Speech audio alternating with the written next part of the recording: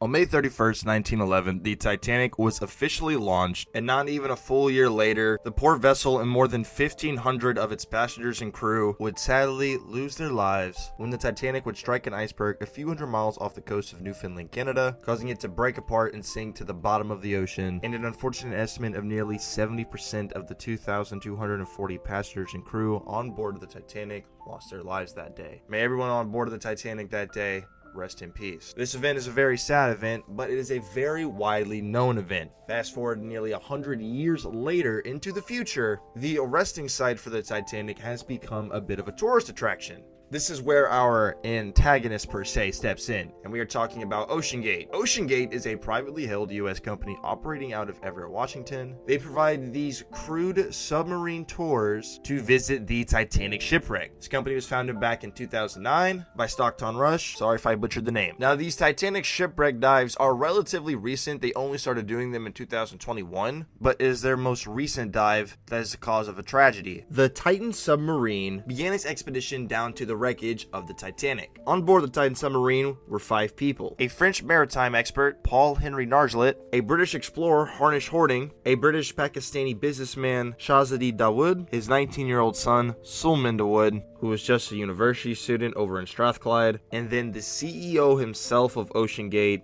Stockton Rush. Now, OceanGate does require you to pay a pretty penny to go on these deep dives to the wreckage of the Titanic. It is $250,000 per person, but that is supposed to cover literally everything, such as safety training, any equipment they may need, or anything else that may help these dives go smoothly. Unfortunately, on June 18th, approximately an hour and 45 minutes after the dive has started, the Titan sub lost contact with the Polar Prince, aka the mothership. It went lost in an area about 900 miles off of Cape Cod in the North Atlantic. And then the following day on June 19th, that's when the Boston Coast Guard announces that the sub has gone missing, carrying 5 people. Keep in mind, these submarine conditions are not the most pleasant. You don't have very much room to stretch your legs or really move or get comfortable at all, let alone the lack of thirst, hunger, and most importantly, oxygen. As on that same day of Tuesday, June 20th, 2023, the Coast Guard estimated that there were about 40 to 41 hours left of remaining oxygen in the submarine's reserves. There was a little bit of hope when the following day, on Wednesday, June 21st, 2023,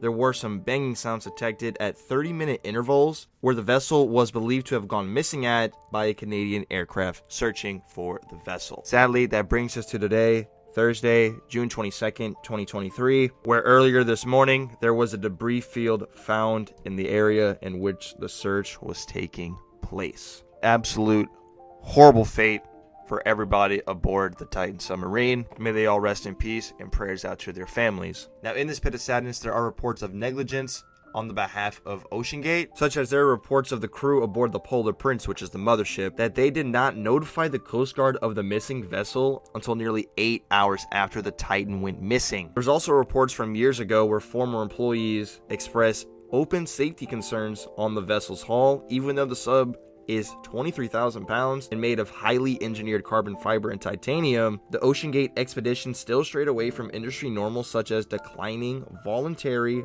rigorous safety reviews of the vessel. Of course, we're gonna have to wait for more details on that as this part of the story unfolds, but at this point, it is all but confirmed that the 5 people aboard the Titan submarine vessel have tragically perished. Let me know your thoughts on this down below. You all be safe.